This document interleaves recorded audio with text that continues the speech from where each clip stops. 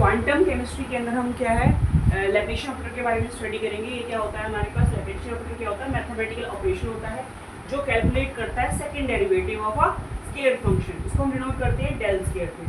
हमारे पास जो डेल होता है उसकी वैल्यू होती है I cap curly by curly X plus J cap curly by curly Y plus K cap curly by curly Z. यहाँ पर जो आई कैप और जे कैप और के कैप है वो यूनिट वेक्टर है along the I cap is the unit vector along x axis, j cap is the unit vector along y axis and k cap is the unit vector along z axis।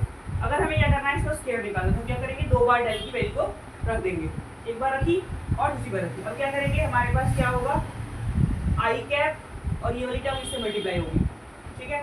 हमारे पास क्या होगा I cap curly square by curly X square, फिर J वाली term इससे multiply होगी और के वाली इससे होगी।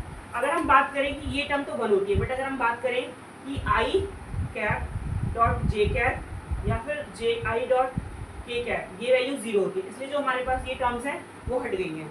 जो यहाँ से इसको मल्टीप्लाई करने पर यहाँ से इसको मल्टीप्लाई करने पर टर्म्स आएंगी वो क्या हो जाएंगी, हट जाएंगी। तो सिर्फ हमारे पास ये टर्म्स आएंगी। उसके हमारे पास क्या होता है आई कैप और आई कैप का जो प्रोडक्ट होता है वो हमारे पास 1 होता है। सिमिलरली जे कैप का के कैप का प्रोडक्ट होता है वो 1 होता है, ठीक है। तो हमारे पास ये वैल्यू आ गई, किसकी वैल्यू आई है हमारे पास डेल स्केयर, जो कि हमारे पास क्या है लैप्लेशियन ऑपरेटर है। क्या है ये आपके पास लैप्लेशियन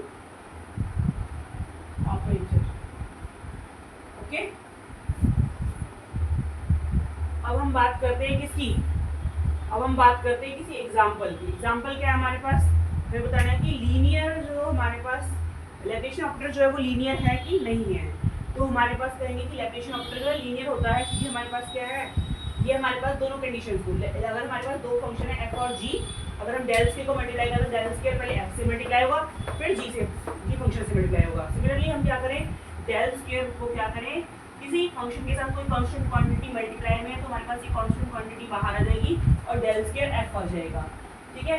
तो ये दोनों प्रॉपर्टी सेटिस्फाइड हो जाएगी। इसका मतलब क्या है, हमारे पास डेल स्केयर जो है वो हमारा लैप्लेशियन ऑपरेटर